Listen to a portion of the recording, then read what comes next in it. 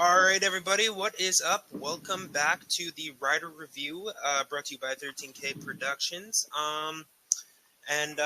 We are filming today after a win by the Saskatchewan Roughriders. And today's a special episode because we have a guest here, Tyson Craney. Why don't you tell them a little bit about yourself? Hey, what's going on, everybody? Good to be here. Good to talk football at any time, but it's always double special after a Riders win, baby. So pretty excited. I'm a lifelong CFL fan. My very, very first memory was just a tiny bit of people partying and stuff in '89 when we won the Grey Cup. I was just a small guy, but 90s kid, grew up in the dark times of Rider lore and stuff, and it seems like we're maybe turning the corner here and gonna head into some brighter times. So I'm excited to talk football, and let's get her going.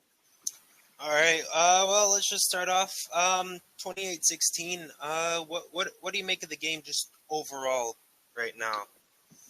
Overall, like I said, Caden off air, there was preseason is truly about player evaluation, right? Not only the new guys you brought to camp, but where your returning backups are going to slot in the future. So it is truly an evaluation. The result doesn't matter, but like I was saying there before, if you can get a win and evaluate and get your ducks in a row, then you've hit both bullseyes there, and it feels like that's what we did last night. Yeah, certainly doesn't hurt to get a win after not getting a win over the last 10 years. You know, going undefeated in the preseason is something they haven't done since 2007, right? And they won the Grey Cup in 2007. So I know, and we're desperate for some positivity, so we'll roll with that. Yeah. So first drive, Harris goes 4 for 4. I think it was 70-something yards. And completes two really nice passes to Darrell Walker. What do you think of that Walker-Harris connection there? I think it's beauty. You've heard it all throughout training camp. You heard it even in the off season after D-Walk signed.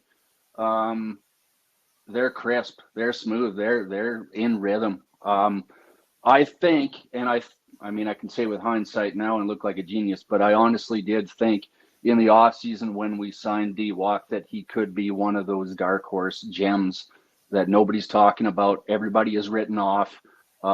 He's on a very, very, very team-friendly contract, and I think he's due for a big one. Like, people write him off without really doing their research. He had nearly 900 yards last year. I forget how many he played. It wasn't an 18-game schedule that he played. I don't know if it's 16 or 15, whatever. Nearly 900 yards with an inconsistent quarterback stable in Montreal. So I am supremely psyched for that connection this year. How about yourself? I personally thought he was going to be more connected with Winneke going in because last year they had such a good connection, but. A lot of people were really quick to just write that signing off as, you know, it didn't really matter. But that to me, that's probably one of the most underrated signings of the offseason. Yeah. You know, aside from, I think Fajardo might be better than a lot of people think in Montreal this season. But that looked really good. I jumped out of my seat watching that long pass down the right sideline there. So perfect throw and a perfect adjustment by Walker. Yeah, that was really good. Walker's a really talented receiver, and Harris is a really talented quarterback. So I noticed out of the gate there, Jamal Morrow looked a little bit rusty. I mean, personally, I thought it was to be expected after everything we've been hearing about him in camp, but what do you think is in the future here for Jamal Morrow? I was disappointed with our run game yesterday, in particular, JMO. But you you gotta concede though too that we didn't have our full potential starting offensive line in there, and yeah, if I could pick apart anything from last night, it would be our run blocking. Didn't seem to be that great, and I don't know, like maybe Winnipeg was kind of loading the box there too as well. You can only tell so much from TV, but yeah, if I could pick anything, I was a little disappointed about that, but I was also a little bit curious why Frankie Hickson I didn't see him in the game, but I heard afterwards he got 2 or 3 touches. I was surprised that he didn't get more action. The thing is, though, Winnipeg only was playing their number 2s, right? I think Willie Jefferson got a few snaps, right? So that's something we also have to take into account, right? So really, our running game should have just went off. And I mean, really, as we were looking, throughout the game, the run game really did go off with Shea Patterson playing really well, along with BJ Emmons, right? So, yeah, I mean, we have to take that as what it is. It's backups against backups, right? So, yeah, if running back is our biggest concern this year, then man, we're in for a great season. If that's our biggest concern. Yeah. And I mean, Kelly Jeffrey, right? He was our running backs coordinator, right? So I mean, I think as the year goes on, I think he'll really work with that, and he's I think he's going to be a really good OC this season. Yeah. Jeffrey was our running backs coach last year, and then we snagged Andre Bolduc from Montreal, who was the running backs coach, I believe, with the Alouettes last year. Yeah, and when you have William Stanback as your top running back out there, and he does a lot more for the Alouettes than really a lot of their players on that roster. I mean, something really has to, go wrong here for the Riders to have a bad season. Yeah, as far as I know, I'm no expert. Pass blocking schemes, situations are more difficult to iron out and get down pat as opposed to run blocking. So I'm sure that's something we'll sort out, and hopefully it'll be sorted out by week 1. Yeah. So there was an interview after the game there. Trevor Harris was trying to get more playing time, and Dickey really just shut him down, saying no. And last year, I think most of the time he would have just gave in to his starters, but Dickinson stood his ground and said no to Harris. Yeah. What do you make of that? I love it. I love it on both sides of the coin. Harris is a competitor. You can see it in that dude's eyes. He wants to win. He wants to be out there, damn the consequences. So I love seeing that from our leader, and make no mistake, he is our leader. And I also like the pushback from Dickey this year. His interviews, he's saying the right things. Very impressed on both fronts. And I said it to myself too after that 4 for 4, 75 yards and a touchdown. Get him out of there. Get him out of there. Yeah. We don't need him in there. These are the Riders. The worst can happen. Get him out of there, man. So I fully support his decision to pull him. But they wanted to see a corner out. Come on, man. Why didn't he throw the corner out? Yeah. And you could see Trev was a little frustrated too, eh? Like you could see that. Yeah. But I mean, it's all good. Good for Dickinson. I think he knows his job is on the line. I mean, as it is pretty much every year with every single quarterback in this league, and pretty much every single position, like head coach, quarterback, GM. But it's good. Good on that's awesome. Dickinson. So another note here: Riders played a very clean game. I think there was one penalty all game, and I think it was declined on special teams, if I'm not mistaken. Wow, that's all I can say. Like that one penalty. What do you make of that? It's very encouraging, but let's keep everything in perspective here. Winnipeg wasn't stunting much, if at all. They weren't sending a ton. They're kind of playing what seemed like somewhat of a dropped, softer defense. So there wouldn't be as much opportunity for the O-line to get penalties with that type of play style. But I mean, what's the alternative? We get a bunch of penalties. I'll take one penalty all day. It's great. Yeah.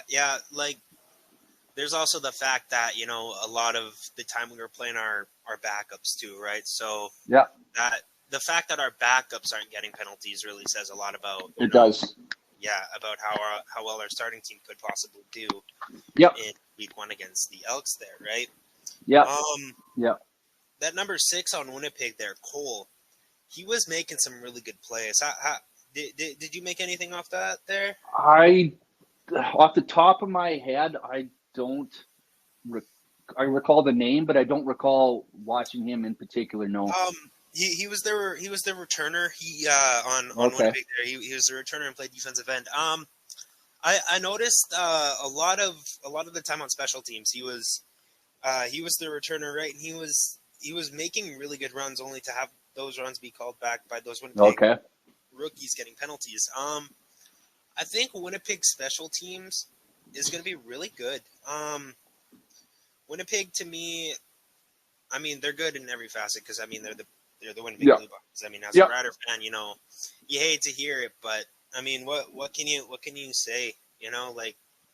Even playing their backups, I mean, they were really they were still competitive.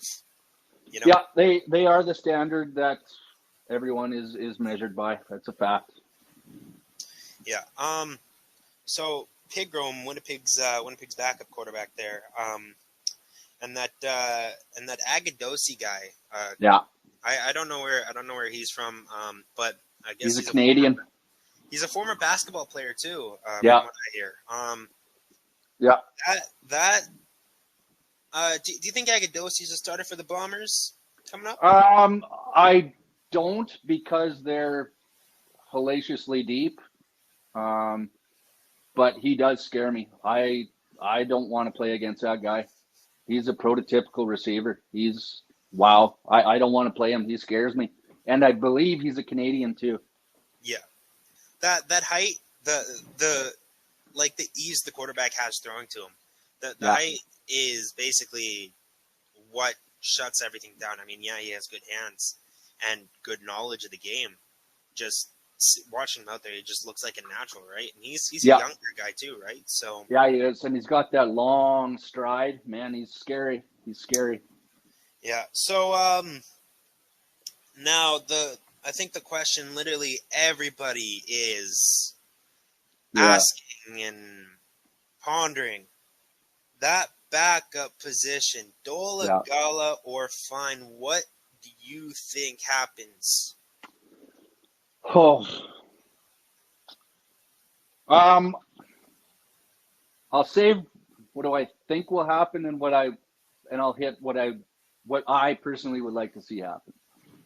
And I would like to see Jake Dolagala take that number 2. I think there's more upside there. That's not a knock on Mason Fine. Yeah. But I just feel that there's more upside there. And obviously you keep Shea Patterson. I think keeping Shea Patterson has been there right from the start. The first week of training camp, there was pretty strong discussion going on that he may be our number 2. So there's no doubt that you're keeping Patterson. And I personally would like to see Jake at number 2. I just think the potential is there. And hopefully we don't have to see him. Ideally, we don't want to see these guys play other than a package here and there for Shea Patterson. But that's me. What do you think? Watching the game, I don't know if it's because Fine got more time and was just, to me, it looked like he was commanding the offense way better. Mm-hmm. I agree with you on the fact that Dolagala has a little bit upside, but I really think that position there for Dickinson, I think that backup there is going to be really a coin flip. It is. Personally, I'm leaning a little bit more towards Fine. Yeah. Just because, he has the seniority. But, I mean, really, I'm happy either way, because when you're in a position coming out of preseason that you really have really talented players on that roster no matter what, right? Especially at the quarterback position. those are good problems to have, right? Like, yeah. You're in a good position. And either way, I think this team is going to be a really good team this season. So with all that said, next week, what are your predictions? Riders or Elks? What do you got? Well, I can tell you again what I want to see happen, but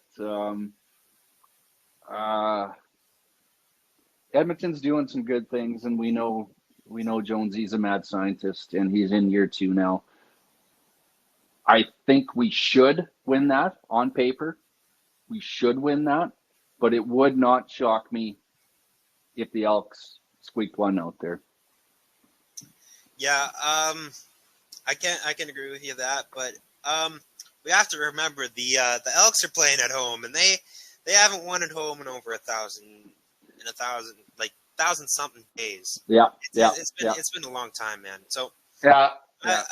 I think the Riders are gonna. I think the Riders should be winning that too. Like, I agree with you there. Yeah, if I think it would be.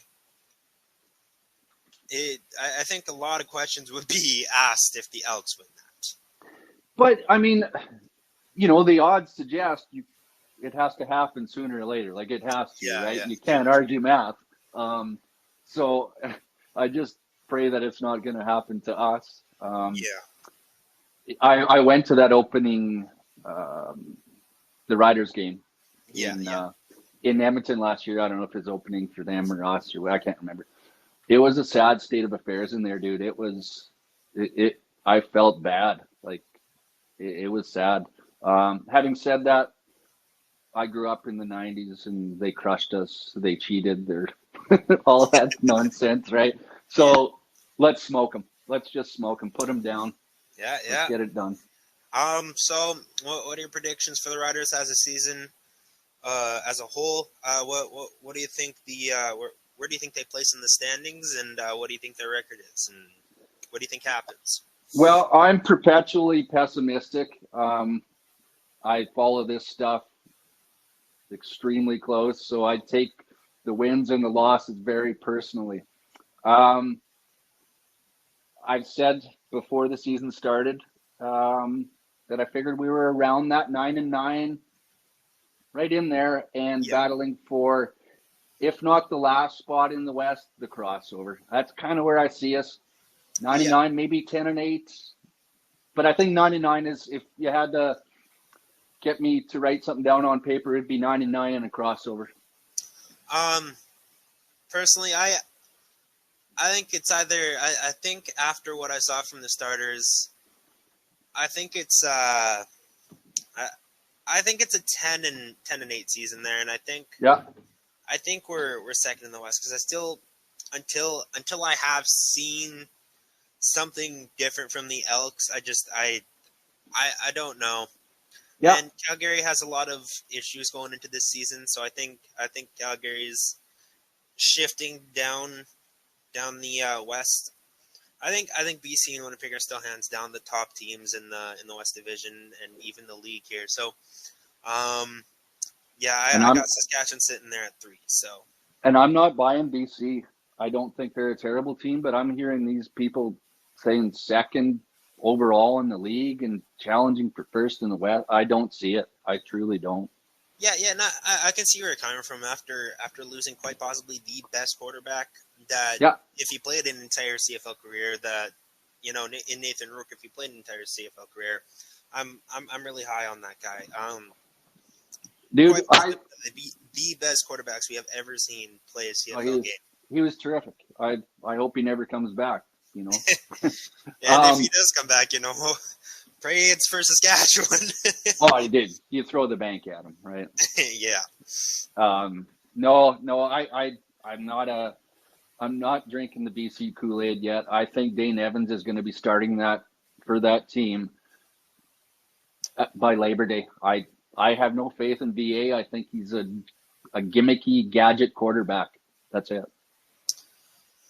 Alrighty, well, I think that is going to pretty much do it for us. Thank you guys so much for watching. Tyler, where can they find you on socials? Tyson, not Tyler. Sorry, Tyson. Yeah, sorry about that. That's all right, dude. I don't do a ton on socials, but you can find me on Facebook just under my name, Tyson Craney. And what am I on Instagram? I don't even know what my name is on there. PhD, right? Right, Hellbilly PhD. Yeah, I'm on there and talk a little bit of football on there, and certainly talk a little football on the Facebook fan pages and that. And yeah, I'm excited, man. I'll talk football all day long. And as always, you guys can find me at Caden Hardy wherever you guys have social media, Facebook, Instagram, Twitter, TikTok, really anywhere. And if you guys want to go watch episode 1, or I guess listen to episode 1, you guys can find it. I'll leave a link to the playlist in the description below. And as always, go follow the podcast social at Rider Review Podcast. And thank you so much for coming on, Tyler. I appreciate you. Tyson. Yeah. had to throw that in there. You got it, partner. I appreciate it. Alrighty, and we hope to have you back on the podcast at some point during the season. Anytime, brother. Anytime. Alrighty. Tune in next week after the Riders hopefully beat the Elks for a podcast with next time Lane Ermel. So see you guys.